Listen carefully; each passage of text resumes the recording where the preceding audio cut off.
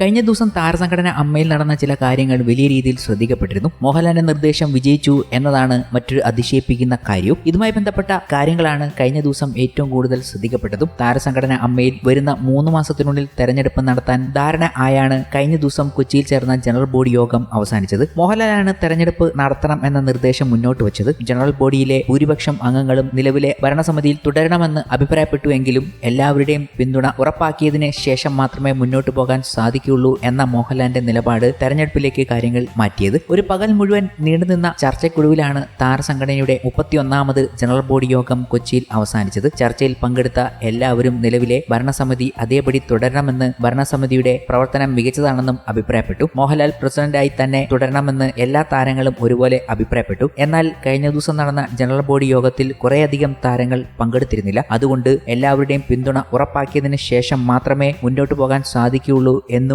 താൻ പ്രസിഡന്റായി തുടരുകയുള്ളൂ എന്നും മോഹൻലാൽ മറുപടി പ്രസംഗത്തിൽ പറഞ്ഞു. മോഹൻലാൽ തന്നെയാണ് 3 മാസത്തിനുള്ളിൽ തെരഞ്ഞെടുപ്പ് നടത്തണമെന്ന് നിർദ്ദേശിച്ചത്. മോഹൻലാലിന്റെ നിർദ്ദേശം ജനറൽ ബോഡി അംഗീകരിച്ചു. 3 മാസത്തിനകം നടപടിക്രമങ്ങൾ എല്ലാം പൂർത്തിയാക്കി താരസംഘടനയിൽ തെരഞ്ഞെടുപ്പ് നടക്കും. നിലവിലുള്ള അഡ്വോക് കമ്മിറ്റിയുടെ കാലാവധി കഴിഞ്ഞ ദിവസം അവസാനിച്ചു. ഇപ്പോൾ അഡ്വോക് കമ്മിറ്റിയായി പ്രവർത്തിക്കുന്ന അംഗങ്ങൾ അതേ ചുമതല തെരഞ്ഞെടുപ്പ് പൂർത്തിയാകും വരെ വഹിക്കും. താരസംഘടനയുടെ കഴിഞ്ഞ ദിവസത്തെ ജനറൽ ബോഡിയിലെ പ്രത്യേകത 13 വർഷത്തിന് ശേഷം നടൻ ജഗതി ശ്രീകുമാർ പങ്കെടുത്തു എന്നതാണ്. മകനൊപ്പം വീൽചെയറിൽ കലൂർ ഗോകുലം കൺവെൻഷൻ സെന്ററിൽ നടക്കുന്ന യോഗത്തിന് ജഗതി എത്തിയത്. മീറ്റിംഗിനെത്തിയ ജഗതി സഹപ്രവർത്തകരായ താരങ്ങളുടെ കുശലാന്വേഷണങ്ങൾക്ക് ചിരിച്ചും തലകുലുക്കിയും പ്രതികരണം അറിയിച്ചു. പ്രിയപ്പെട്ട കൂട്ടുകാരൻ മോഹൻലാൽ എത്തി ചേർത്ത് പിടിച്ചപ്പോൾ ആ പുഞ്ചിരിക്ക് മാറ്റേറി. ശേഷം മോഹൻലാലിന്റെ കയ്യിൽ കൈകോർത്ത് ആ വാക്കുകൾക്ക് കാതോർത്തിരുന്നു. വർഷങ്ങൾക്ക് ശേഷം മോഹൻലാലും ജഗതിയും ഒരു വേദിയിൽ ഒന്നിച്ചതാണ് ആരാധകരുടെ ഇടയിൽ ഇപ്പോൾ ചർച്ചയാകുന്നതും. അദ്ദേഹത്തിന്റെ കയ്യിൽ പിടിച്ച് സ്നേഹപൂർവ്വം അമ്മ പ്രസിഡന്റ് മോഹൻലാൽ സ്വാഗതം ചെയ്തു. ചെവിയിൽ കുശലം പറഞ്ഞു. മോഹൻലാലിനെ കൈ ഉയർത്തി